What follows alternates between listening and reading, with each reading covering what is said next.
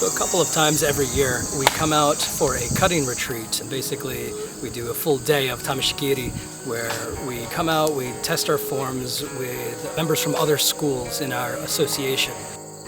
Tameshigiri, which literally means test cutting, helps you refine your cutting technique.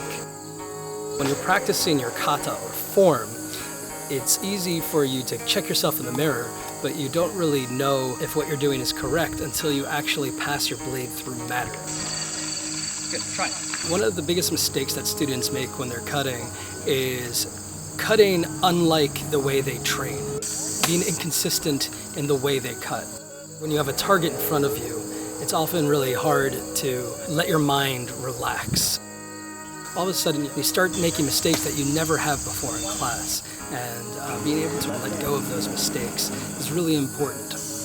Again, you just need to not worry about the target in front of you and cut as if you're training in front of a mirror or in front of your sensei or anything like that. Tameshigiri allows us to use the blade on what are called tatami, which is a floor mat that you find in Japan. It's rushes that are woven together. We roll them up and then soak them in water overnight, which makes them kind of bind up and nice and thick, which gives us really good tactile feedback to test our cutting angle, our accuracy, our speed, and all the other things that are necessary in order to perform a successful cut. We cut somewhere around 10 mats, although it usually ends up being a little bit more.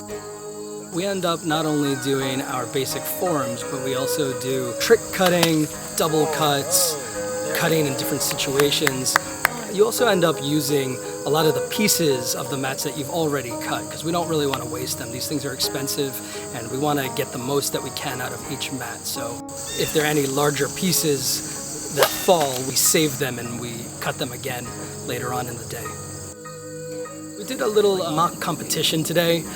It matched one student against another. The benefits of that is you're under pressure now. You're not just cutting mats to check yourself. Now you're actually competing against someone else. Judgment! Competition is a tool, just like tameshigiri is a tool.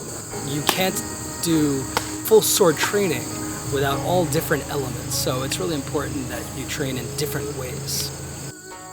What's great about these retreats as opposed to a regular class is that you get to train with students from other schools. It's an opportunity to meet other people, to see how other schools do it and other students do it, and also get to learn with just a whole new group of masters and students.